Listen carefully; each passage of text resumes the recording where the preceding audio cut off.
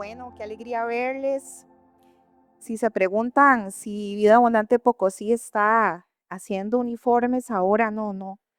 Es mi esposo y no sé por qué los dos nos pusimos como los mismos colores.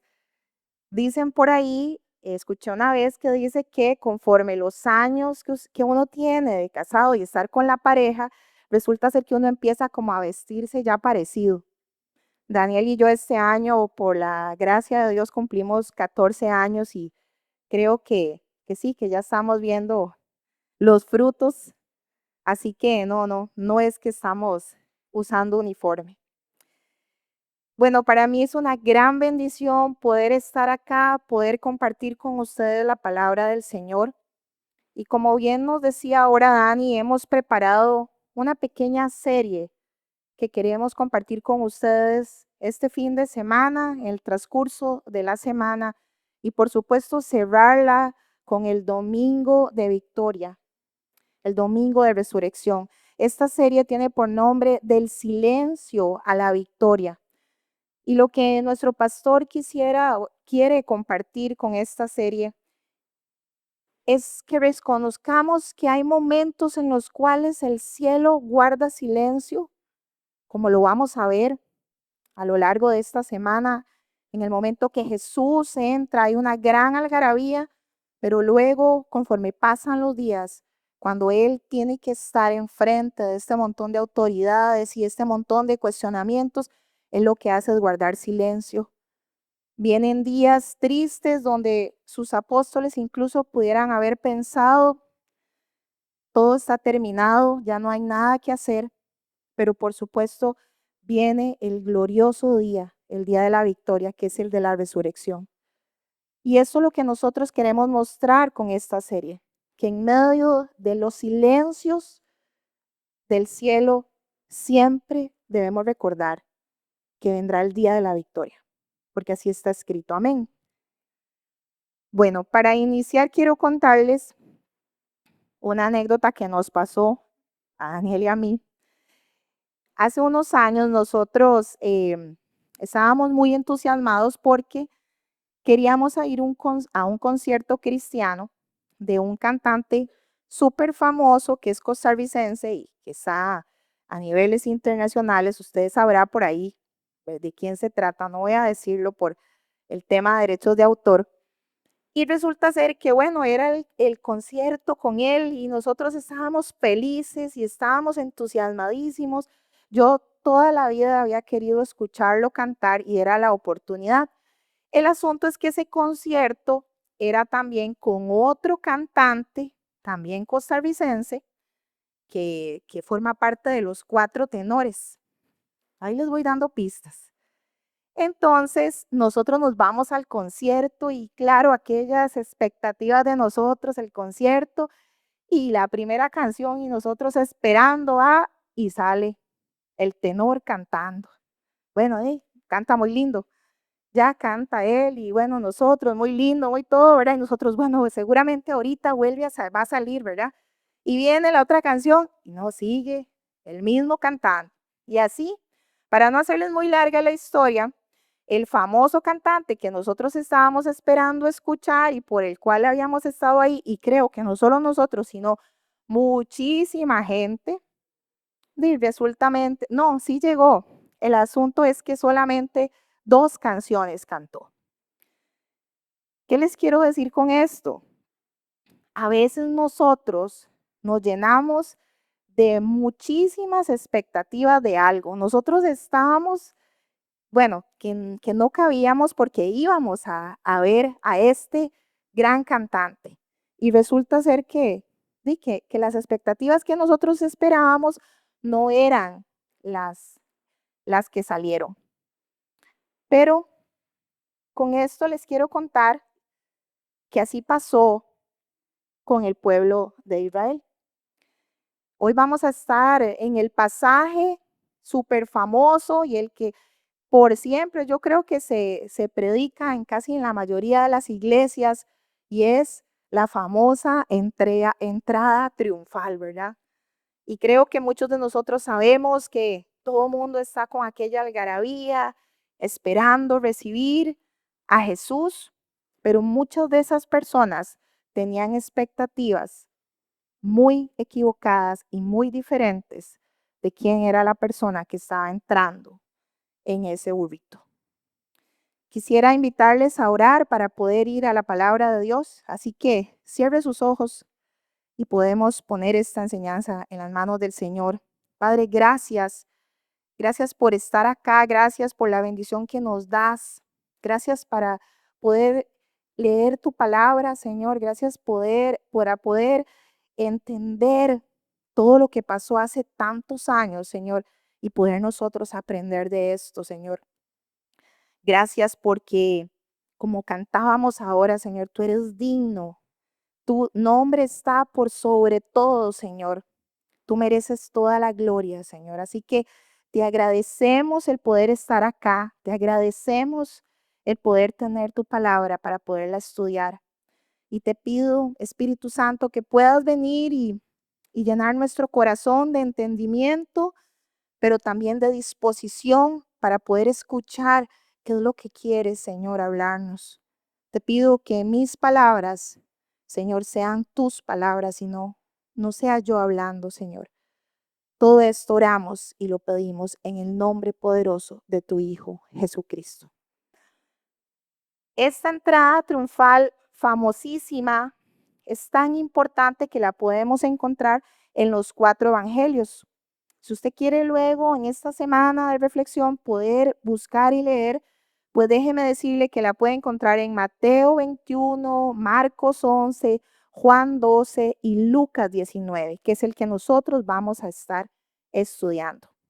Así que usted puede buscar en su Biblia, puede también seguirlo en pantalla o puede buscar en su dispositivo Lucas 19 del 28 al 40.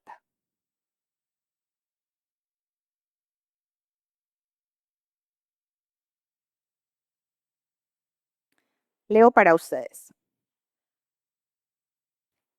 Cuando se acercó a Betfagé y a Betania junto al monte llamado de los Olivos, envió a 2 de sus discípulos con este encargo. Vayan a la aldea que tienen enfrente y al entrar en ella encontrarán atado un burrito en el que nadie se ha montado. Desátenlo y tráiganlo acá. Y si alguien pregunta por qué lo desatan, díganle, el Señor lo necesita. Fueron y lo encontraron tal como les había dicho. Cuando estaban desatando el burrito, los dueños preguntaron, ¿por qué desatan el burrito? El Señor lo necesita, contestaron. Se lo llevaron pues a Jesús. Luego pusieron sus mantos encima del burrito y ayudaron a Jesús a montarse.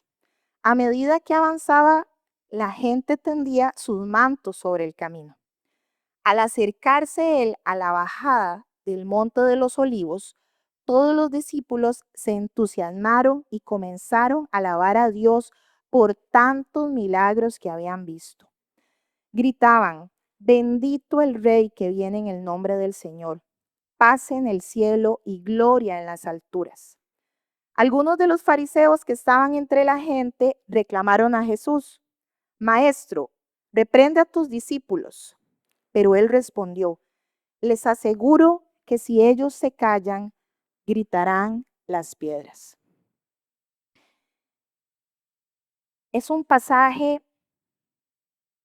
que tiene muchísimos detalles y muchísimas cosas importantes que quisiera que hoy podamos irlas examinando. Pero antes de esto, quisiera contarles un poquito qué es lo que está pasando, por qué es que Jesús está en medio o está antes de llegar a Jerusalén y por qué es que envía a 2 de sus discípulos a traer este burrito.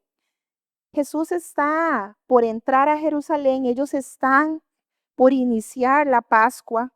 La Pascua es una de las fiestas que los judíos celebraban todos los años. Ellos subían a Jerusalén, ahí se reunían en el templo para hacer esta fiesta.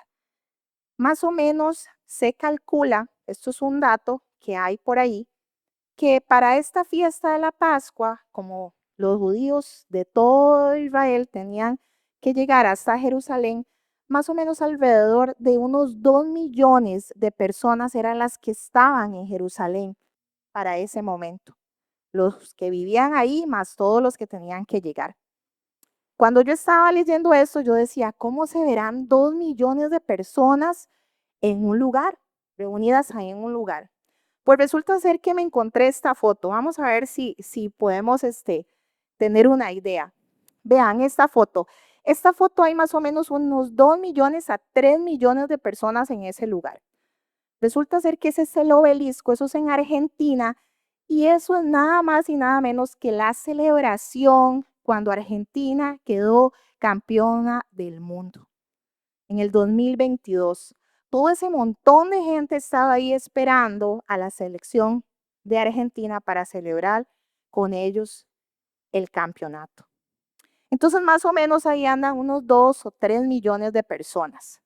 Para que ustedes tengan una idea, la cantidad de personas que probablemente estaban ahí en Jerusalén.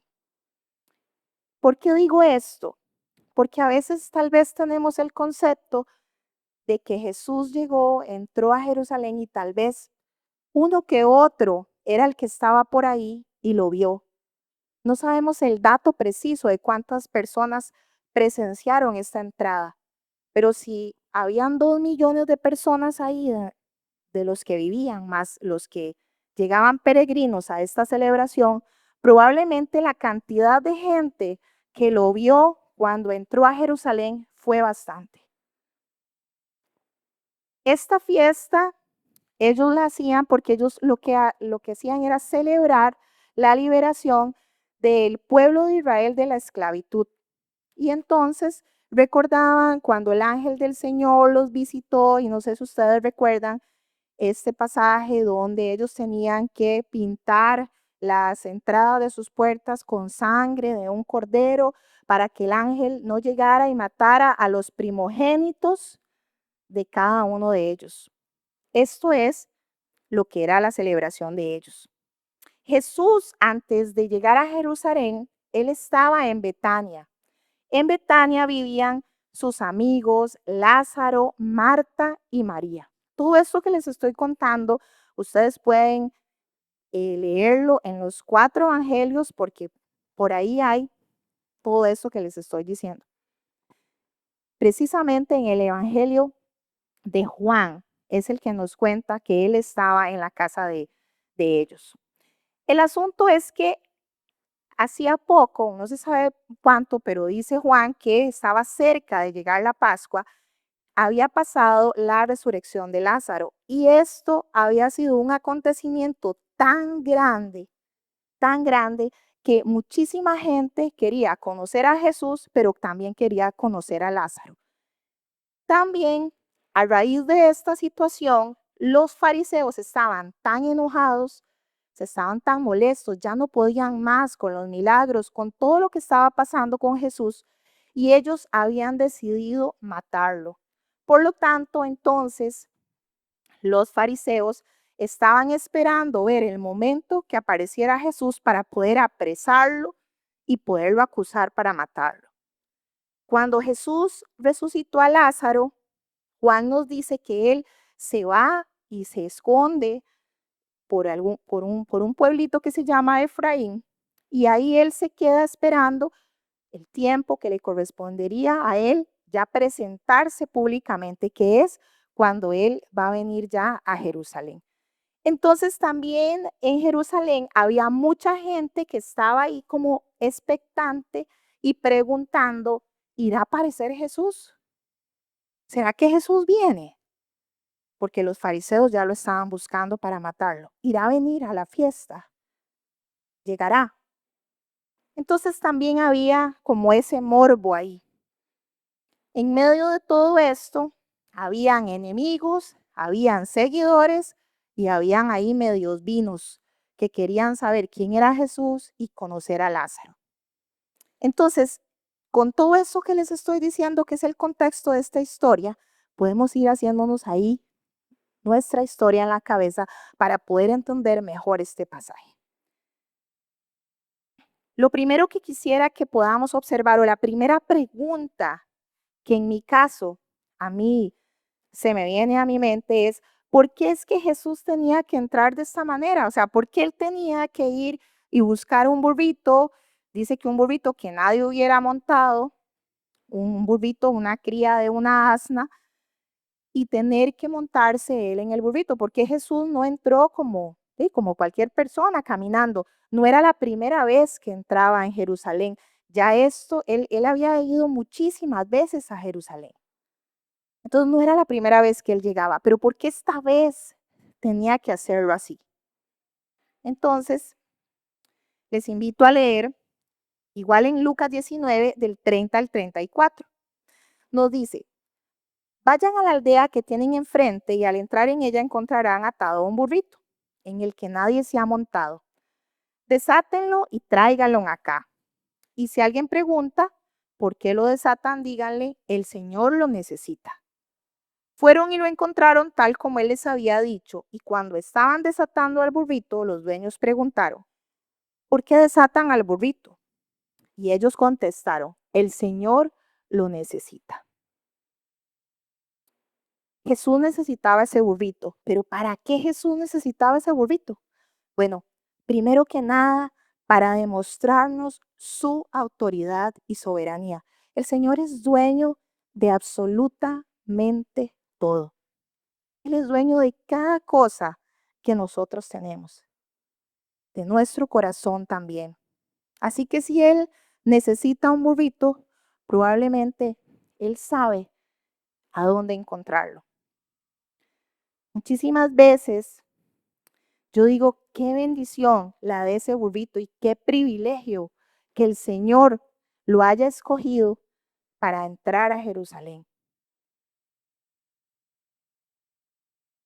Algo que también tenemos que saber es que el Señor está cumpliendo las profecías. Zacarías 9:9 nos dice que tenía que venir montado en un burro. Dice, alégrate mucho, hija de Sión, grita de alegría, hija de Jerusalén. Mira tu rey, viene hacia ti, justo, victorioso y humilde. Viene montado en un burro, en un burrito, cría de asna. Él tenía que cumplir las profecías que se habían dado para él, de que él era el Mesías. Y él viene y entra exactamente como lo dice, como un rey justo, victorioso, pero humilde. Jesús hubiera podido entrar en un caballo, ahí en un corsé, no sé, haciendo alardes de quién era. Era el rey, era Dios. Pero él decidió montar en un humilde burrito que era utilizado para trabajo, que era utilizado por la gente más humilde, porque los reyes en esa época, ellos entraban con todo su esplendor, montados en caballos, con caravanas, con su ejército, con sus carruajes. Y por supuesto ese desfile que hacían era un desfile triunfal. La gente los ovacionaba por los triunfos o por lo que habían hecho. Un rey conquistador, un rey que llegó que llegaba a derrotar, a conquistar, a matar. Pero Jesús toma la decisión de entrar de una manera humilde, sencilla, un rey que venía a darse por amor, un rey que venía a entregar su vida. Venía a mostrarnos un reino diferente, un reino que muchas personas que estaban ahí lo ovacionaron, no entendieron de qué era lo que él estaba hablando. Un reino que no era terrenal, era un reino que estaba en el cielo, que hablaba de paz, de amor y de reconciliación, de perdón. Un rey que no vino a conquistar por espadas, sino vino a conquistar corazones por medio del amor y del perdón. Y así lo vemos en Juan 18:36. El mismo Jesús dice, mi reino no es de este mundo. Jesús vino a romper cadenas muchísimo más profunda de la que estaban esperando los judíos. Los judíos esperaban un libertador político que viniera a liberarlos de la opresión de Roma, pero Jesús vino a romper cadenas de pecado, de muerte y vino a unirnos de nuevo con Dios, porque nosotros estábamos separados del Señor. Pero ¿qué pasó con la gente? Vimos en el pasaje que la gente empezó a aclamarlo, a alabarlo.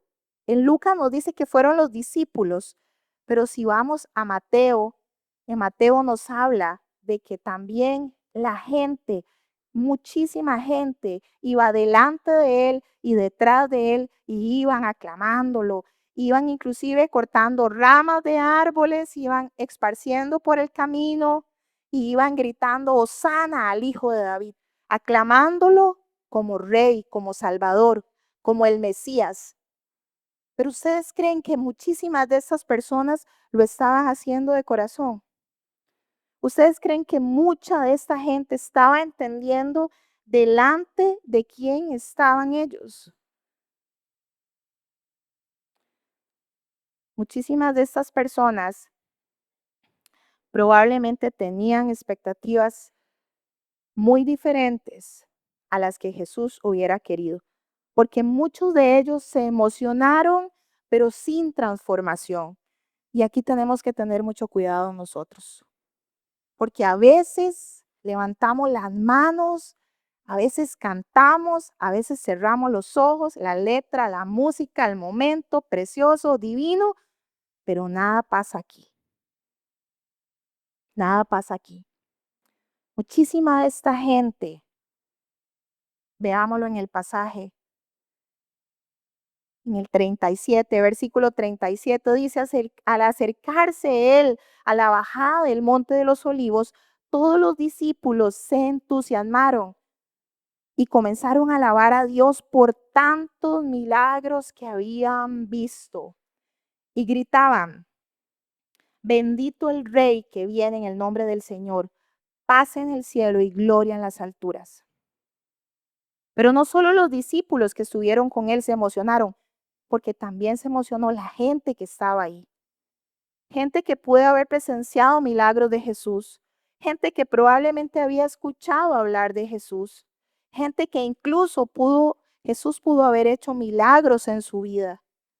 Pero esta misma gente que está hoy clamando, ovacionando, esta gente, unos días después, va a gritar también, crucifícale, crucifícale. Esa misma gente también creyó todo lo que los fariseos y el aparato religioso decía en contra de Jesús y se fue en contra de Jesús. Entonces, ¿qué está pasando en el corazón? Muchos se llenaron de emoción, pero una emoción momentánea.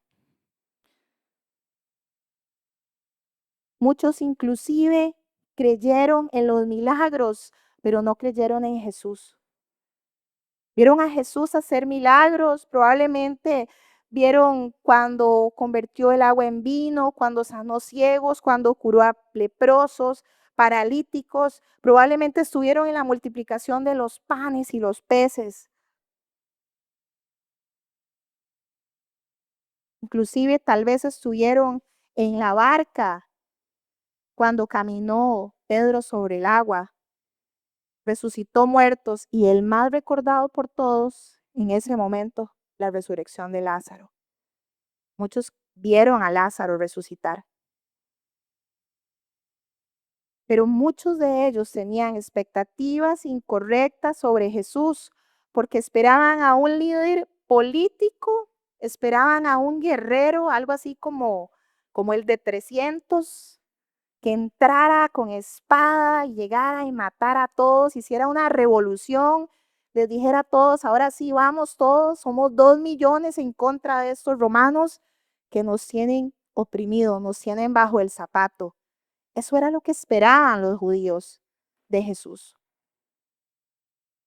Pero al ver a un predicador humilde que hablaba del perdón, del amor a los enemigos y de un reino espiritual, probablemente se decepcionaron. Inclusive tal vez algunos pensaban que Jesús no se ajustaba a sus expectativas porque incumplía o rompía muchísimas de sus normas religiosas. Por ejemplo, sanaba los sábados, hablaba con pecadores, se relacionaba con extranjeros, cuestionaba duramente a todos los líderes religiosos. Más bien lo veían como un rebelde. O hablaba de un reino que no era de este mundo, un reino diferente, un reino espiritual. Hablaba de transformación en el corazón, de fe, de justicia. Pero los judíos querían un reino terrenal. Ellos querían alguien que les solucionara sus problemas hoy. Alguien que hiciera algo por ellos ya, aquí, pero de acuerdo a sus expectativas, no a las que Dios tenía para ellos. Por supuesto, las expectativas de Dios son muchísimo mejores. Probablemente por eso muchos se decepcionaron, probablemente por eso muchos se confundieron y por eso tal vez se fueron en contra de Jesús y algunos pidieron o fueron parte de pedir que se crucificara a Jesús. Pero déjeme decirle que esto no anda muy lejos de la realidad. Esta historia que les estoy contando, que estamos viendo, que sucedió hace 2000 años, se repite hoy y se repite con nosotros. Porque cuando usted viene a Cristo, cuando el Señor no cumple con lo que yo quiero, cuando Dios no hace de acuerdo a mis planes, cuando las cosas no salen como yo considero que deben ser, entonces me decepciono, probablemente me puedo alejar, me puedo enojar incluso con Dios. Digo, no, quiero volver más a la iglesia, ahí predican muy feo, Carolina, aburre, qué pereza ir a oírla, mejor me quedo en la casa. O no me gusta la alabanza, qué pereza, esas canciones, no, no. Empezamos a buscar excusas para alejarnos, porque nosotros tal vez venimos con expectativas muy diferentes a lo que Dios quiere hacer en nuestra vida. Tal vez venimos a Cristo pensando que es como el genio de la lámpara, que yo vengo y el Señor va a cumplir todos mis sueños. Porque por ahí leí que dice que el Señor cumple los anhelos del corazón. Entonces, como el Señor cumple los anhelos del corazón, todo lo que yo le pida, Él lo va a hacer. A veces suena como que tenemos a un Dios, pero el de la lámpara maravillosa. Lo que se nos olvida es que pidamos, pero conforme a la voluntad de Dios, conforme a lo que Dios quiere para mi vida, no conforme a lo que yo, un simple pecador, quiero para mi vida. Déjenme contarles que hace muchísimos años, bueno, muchísimos años no, pero hace unos años, nosotros pasábamos por una situación complicada en mi familia y recuerdo que yo me enojé con Dios y me enojé duro con Dios, me enojé bastante, porque yo le decía, Señor, ¿por qué? ¿Por qué? ¿Por qué tengo que pasar lo que estoy pasando? O sea, ¿por qué tengo que estar en esta situación hoy si yo te sirvo en la iglesia, si yo voy a la iglesia, si yo soy obediente? Casi que estaba como los fariseos, ¿verdad? Cumplo todos los mandamientos, algo así soné. Pues sí, es cierto, esa era mi demanda. ¿Por qué? ¿Por qué a mí? ¿Por qué yo tengo que sufrir? ¿Por qué? Si yo soy buena persona, ¿por qué las cosas malas me tienen que suceder? Y en medio de esa pelea que tenía yo con Dios, recuerdo que yo tenía un concepto muy errado porque yo pensaba que si yo era cristiana, que si yo estaba en los caminos del Señor, nada me iba a pasar. Iba a vivir, como el dicho que hay, prosperado y en victoria. Menos una crisis financiera, jamás, porque diezmaba. Puro los fariseos. Entonces, ¿cómo me iba a ir mal? ¿Cómo económicamente íbamos a estar mal? Si cumplía con cada uno de los mandamientos, de los preceptos, de todo. O sea, yo me escaneaba y yo era perfecta. ¿Cómo un ser perfecto y divino como yo tenía que sufrir en este mundo? No podía yo creerlo. Bueno, entendí que por algo pasan las cosas, que el Señor tiene planes muchísimo más grandes de los que yo pueda imaginar. Y recuerdo una canción que, que me encanta, que dice que el Señor va a hacer muchísimas cosas más de lo que yo pueda soñar, pensar e imaginar. Yo jamás, jamás, vea, se los juro, jamás pensé que ese proceso me iba a traer hasta aquí hoy. Jamás, nunca. Yo nunca me pude imaginar estar hoy aquí compartiendo la palabra de Dios. Jamás pensé que para eso era. Y yo, como chiquita malcriada, pataleaba y renegaba, pero no sabía para qué el Señor estaba utilizando eso que a mí me dolía, eso que me hacía sufrir, eso que me hacía a mí tal vez incluso enojarme, resentirme con Dios, porque yo estaba viendo a un Dios malo conmigo. Pero el Señor ve más allá de lo que nosotros podemos imaginar. Y tal vez si usted hoy está pasando por algo difícil, por algo que usted está diciendo, Señor, ¿por qué a mí? Téngalo por seguro que lo que usted está viviendo hoy, el Señor lo va a utilizar para su gloria, para su honra. Usted no sabe en qué lugar lo va a tener a usted Dios más adelante. Usted no sabe qué es lo que el Señor va a hacer con usted, con su historia de vida. Usted no sabe si usted es ese burrito que el Señor necesita para entrar a Jerusalén a cumplir con sus planes y propósitos de salvación. Tenemos que tener mucho cuidado. ¿Qué concepto estoy teniendo yo de Jesús? ¿Cuál es el Dios que yo estoy adorando?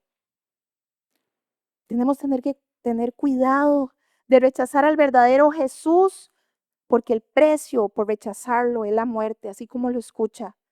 Primera de Juan 5, 11, 12. Ahí está, léalo, dice, y el testimonio es este, que Dios nos ha dado vida eterna y esa vida está en su Hijo. El que tiene al Hijo, tiene la vida. El que no tiene al Hijo de Dios, no tiene la vida. Algo más triste que podríamos ver en este pasaje es esta última parte y tiene que ver con la religiosidad y con los corazones tan duros que a veces encontramos en medio de las personas.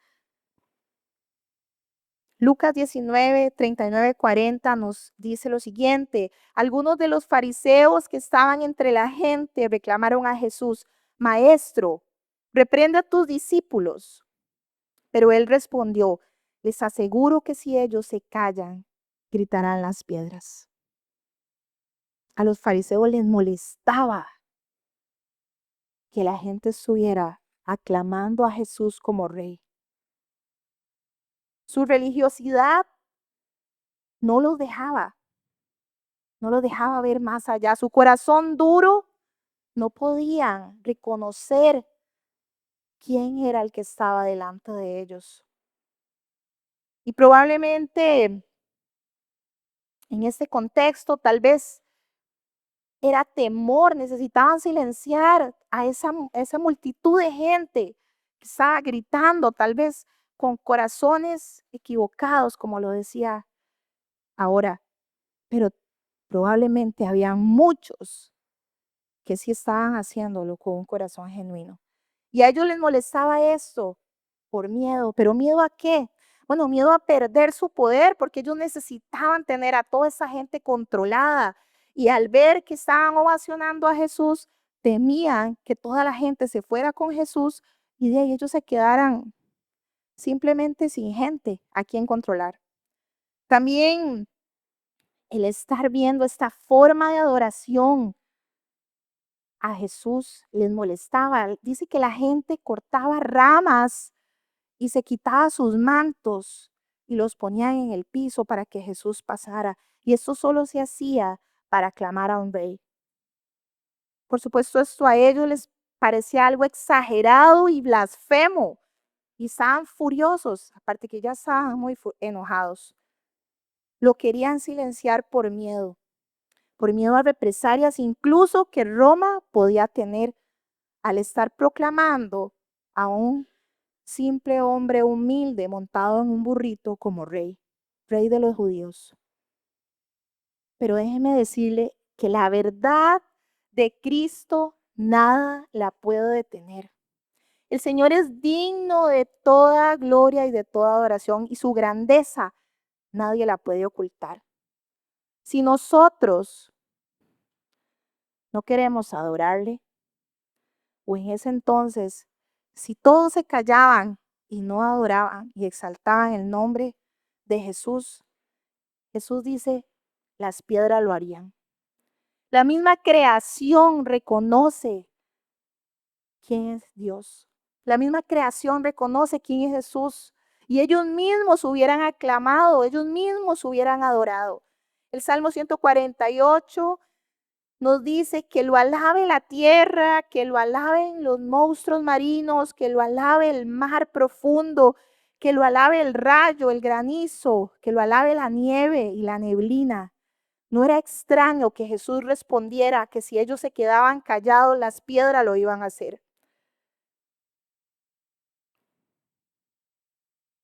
Nosotros tenemos la gran oportunidad de poder levantar nuestras manos, de poder cantar con un corazón correcto y poder adorar al Señor. Vean, es un privilegio que usted y yo tenemos de adorar a Dios. Es un privilegio. Y a veces no lo hacemos porque nos da pena, no lo hacemos porque, bueno, me van a catalogar tal vez medio panderetilla. La adoración a Dios es lo máximo.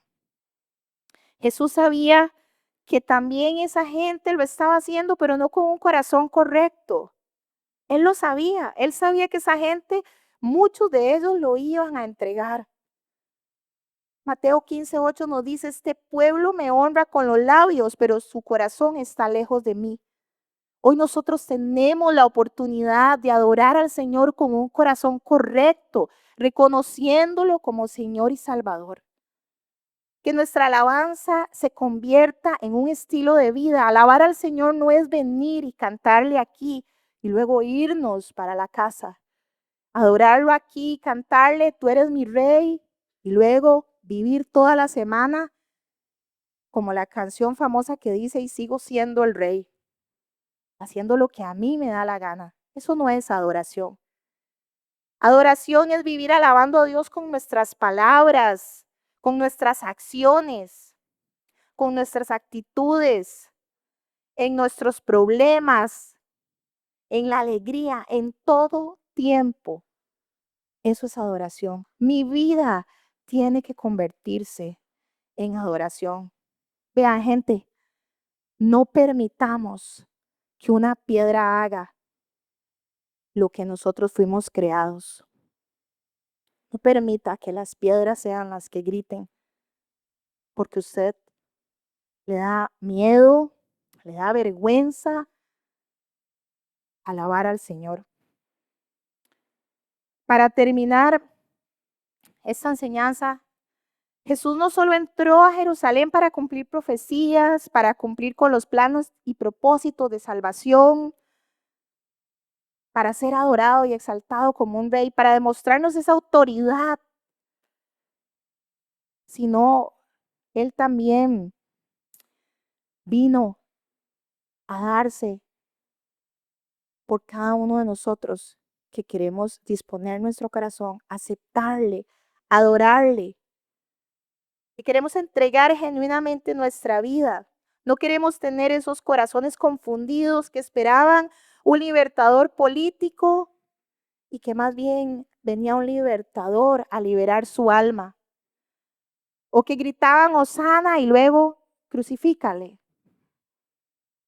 O como los fariseos que tenían un corazón duro, seco y religioso, incapaz de reconocer quién estaba delante de sus ojos. Quisiera que usted se lleve estas preguntas para que usted pueda reflexionar en esta semana. ¿Cómo está su corazón? ¿Cómo está su corazón con Jesús? ¿Cómo está ese corazón? ¿Cómo está recibiendo usted a Jesús? ¿Lo está recibiendo de una manera religiosa, de una manera dura? ¿Lo está haciendo simplemente momentáneamente porque vengo a la iglesia, levanto las manos y luego de ahí para afuera hago lo que me da la gana? Porque creo que aquí es donde me tengo que comportar bien, lindo, bonito, santito, pero allá afuera, como pareciera pensar algunos que Dios está encapsulado aquí en estas cuatro paredes y apenas abra esa puerta y salgo, ya Dios no está ahí. Déjeme decirle que el Señor está en todo lugar. El Señor está en todo lugar. ¿Usted lo está esperando como un rey verdadero o está esperando a un Mesías que haga su voluntad? Está esperando a un Dios que cumpla sus deseos y sus caprichos, porque eso es lo mejor, porque Dios no sabe lo que yo quiero, pero yo sí sé.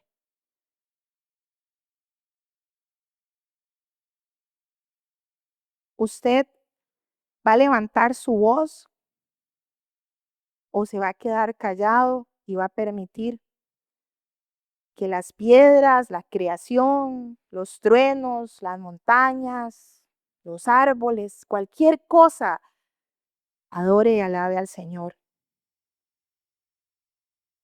Yo sé que vivimos en un mundo difícil, sé que vivimos en un mundo complicado, pero para eso fuimos llamados a ser sal y luz a donde estemos. Fuimos llamados a que con nuestro ejemplo nosotros podamos evangelizar y predicar. Es muy difícil usted hablarle a alguien de Cristo si usted ni tan siquiera lo tiene en su corazón. Jesús vino con humildad para darnos vida mediante su muerte y resurrección, pero recordemos algo, el Señor vendrá de una manera gloriosa y en eso es lo que estamos nosotros ahora esperando, su segunda venida. Estamos esperando verle y esta vez no vamos a leer la historia, esta vez nosotros lo vamos a presenciar. Cada uno de nosotros lo va a ver. Así que quisiera, por favor, que usted pueda ponerse sobre sus pies.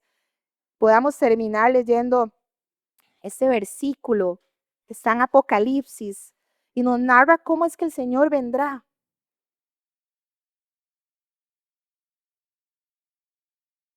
Apocalipsis 19, 11, 16. Luego vi el cielo abierto y apareció un caballo blanco. Su jinete se llama Fiel y Verdadero. Con justicia dicta sentencia y hace la guerra. Sus ojos resplandecen como llamas de fuego y muchas diademas ciñen su cabeza. Lleva escrito un nombre que nadie conoce sino solo él. Está vestido de un manto teñido en sangre y su nombre es el Verbo de Dios. Lo siguen los ejércitos del cielo, escuchen, montados en caballos blancos y vestidos de tela de lino fino, blanco y limpio. De su boca sale una espada afilada con la que herirá a las naciones. Las gobernará con cetro de hierro. Él mismo exprime uvas en el lagar para sacar el vino del furor del castigo que viene de Dios Todopoderoso. Y eso es lo más hermoso. Y en su manto y sobre el muslo lleva escrito este nombre: Rey de Reyes y Señor de Señores. El Señor vendrá pronto y nuestros ojos lo podrán ver. Y nosotros podemos decidir cómo vamos a aclamarle y cómo vamos a recibirle. Si lo vamos a recibir con una emoción momentánea, o lo vamos a aclamar y lo vamos a adorar como Rey de Reyes y Señor de Señores. Usted decide en su corazón. Así que quisiera, por favor, que pudiéramos orar. Señor, venimos ante ti, Padre, a poner en tus manos, Señor, a reconocer que muchas veces te hemos esperado a nuestra manera, que muchas veces hemos puesto nuestros planes y nuestras expectativas de primero, que hemos querido, Señor, que vengas a hacer lo que nosotros queremos, Señor, y no hemos clamado pidiendo, Señor, que se haga tu voluntad. Señor, muchas veces hemos querido que tú complazcas, Señor, cada una de las cosas que nosotros queremos. Tal vez te hemos visto simplemente como un Dios que hace milagros y simplemente respondemos a esas palmas porque sabemos que puedes hacer lo que te estamos pidiendo. Pero Señor, hoy queremos venir ante ti pidiendo que transforme nuestro corazón, que queremos rendirnos ante tu autoridad, ante tu soberanía, ante tu reino, Señor, que es un reino eterno. Queremos pedirte perdón, Señor, perdónanos si nosotros nos hemos comportado como estos fariseos, Señor, con un corazón duro. Señor, perdónanos si nosotros te hemos adorado, pero hemos salido de este lugar y nos hemos olvidado de ti, creyendo, Señor, que aquí te quedas tú. Perdónanos, Dios, porque tal vez no hemos querido, Señor, ceder toda nuestra vida y hemos tenido restricciones en nuestro corazón, porque hay lugares en los cuales no quisiéramos que entres, porque sabemos que tú vas a quitar todo aquello que no te agrada, Dios. Perdónanos, Señor, las veces que te hemos adorado y te hemos clamado, pero no lo hemos hecho con un corazón correcto. Y eso ha impedido, Señor, adorarte genuinamente. Señor, abre mis ojos para reconocerte, Señor, cuando tú entres, Señor, cuando tú estés ante nuestros ojos, Dios, poder ser un adorador en espíritu y verdad, Señor, que no se calla, que no se avergüenza, que no se queda sentado cuando tú pasas, Señor. Ayúdanos, Dios, a poder entregar nuestra vida, entregarla completamente, Señor. Toma control, Señor, de nuestro corazón y de nuestra vida. Señor, haz tu voluntad en mí. Tal vez hoy no entiendo lo que estás haciendo. Tal vez, Señor, tengo muchas dudas y muchas preguntas, pero sí sé, Dios, que lo que estás haciendo, Señor, es grande, Señor. Tal vez en medio de ese silencio en el cual tú estás ahí, sé que estás trabajando, sé que estás obrando. Señor, ayúdanos a poder caminar de tu mano.